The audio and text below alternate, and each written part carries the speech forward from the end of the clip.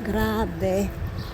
Buti, pag umagang kay ganda talagang masarap sa pakiramdam kasi kahit may araw siya, mataas ng araw guys, ay preskito pa rin.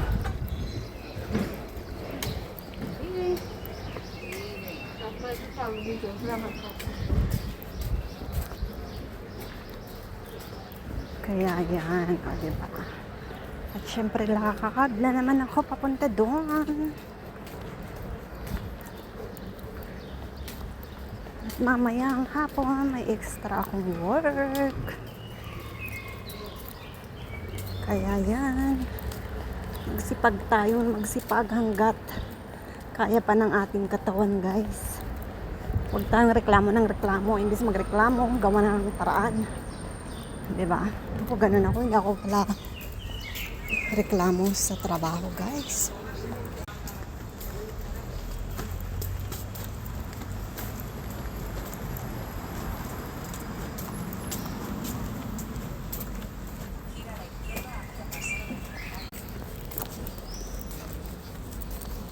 So, lalagyan niya ng ascensor doon. Kasi yung mga lumang building guys, dati wala. Karamihan wala silang elevator. Siyempre, ngayon kailangan na kasi siyempre yung matatanda, kung halimbawa sa building mayroong nakatirang may sakit, na hindi pwedeng nakababa na walang wheelchair, or may mga baby. Diba? Kaya yun. Kaya yung president doon, yung pinaka-ano ng ano nila, nagmi-meeting sila, ginagawa nila ng paraan kung anong solusyon, and then nag-share sila ng gastusin wala. Kaya yun, so nagagawa naman ng paraan dito guys, lahat pera nga lang talagang solusyon, di ba? So nandito na ako sa parada ng autobus at ito na nga, abang-abang tayo, malapit nang dumating. Ay, sarap maligo ng malamig na tubig guys, super duper. O diba? Tapos yan pa ang anong tawag doon, yung propaganda ice cream, ice candy. Walang ice candy dito guys. Meron pala yung binibili sa mga tindahan, pero iba ang itsura niya. Kaya yun.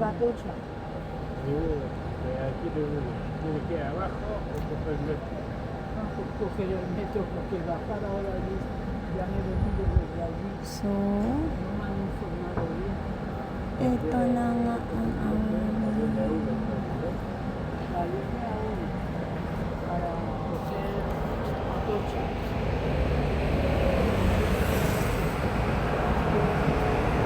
sabi mo sa akin, ako lang ang iyong mamahalin, pero pangakong napako, kaya naman pala ikay sinungaling. Nandito na yung bus ko guys, so babay na muna.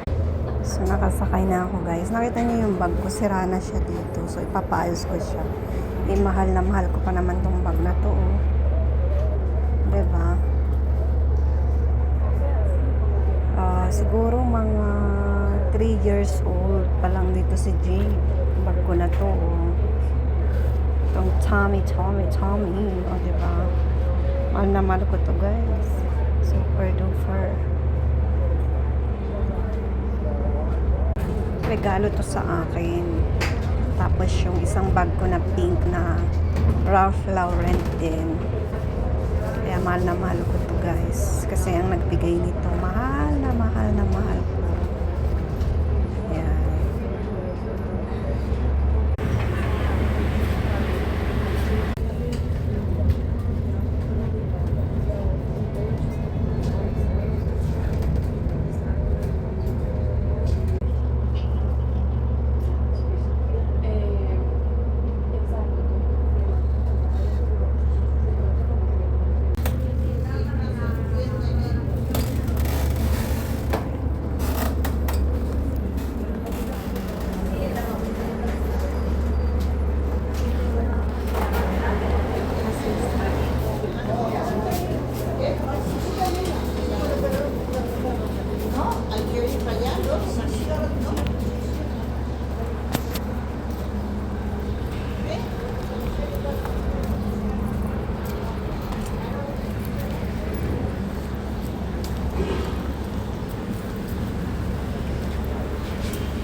Nandito na kami sa malabo ang aking camera ngayon. Bakit kaya? Dinikit ko kasi siya kagabi sa... Ang cute naman ng damit na to. Tignan nyo guys. Diba? Ang ganda. Pero hindi ako bibili ng mga damit ngayon. Kasi ang dami kong damit, mga bestida. Hanggang ngayon, hindi ko pa nasusuot. Meron pang mga presyo.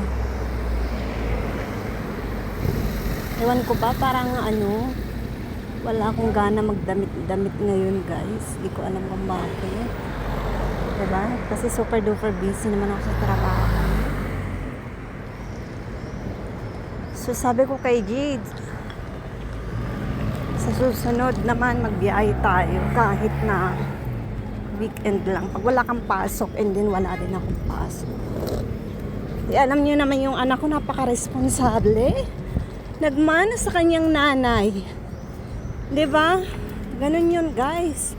Kapag pinakitaan mo yung anak mo ng magulang kang responsable, yung anak mo mahihiya talaga sa iyo.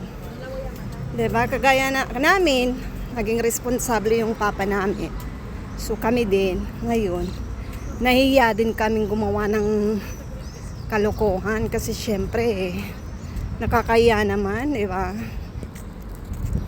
Yun, yung magulang mo nga 'di ba? Matino.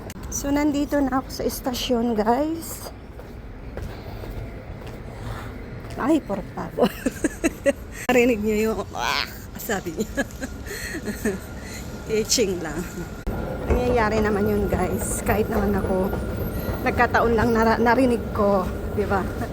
Ang may problema doon hindi siya, ako. Ganon. Alam ng mga chismosas, sa loob ka ng pamamahay mo, hindi ka pwedeng pag-alaman ng ibang tao kahit na tumawa ka, gumising ka ng anong oras mo gusto. Basta hindi ka nakaka-istorbo sa madaling araw o kaya naman hindi ka nakikipag-away dyan sa loob ng bahay. Eh, syempre, kapag nakipag-away ka sa loob ng pamamahay mo, kapag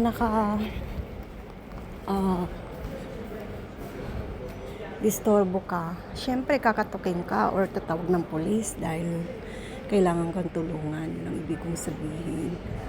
At kung ikaw naman magkakaraoke, wag naman yung patulog na yung tao and then madaling araw na, 'di ba? May bukas naman, okay lang yun, paliban mo naman, bukas naman, 'di ba? Yun, guys. Nandito na nga kami sa pilahan at kami dalawa pa lang kasi nagbago na yung ngayon. Itong paradahan, hiniwalay na rin yung isa dito. Individual na sila. Kaya yan. So, nandito ako, guys. Ay, nag-aabang ako ng autobus papuntang Madrid.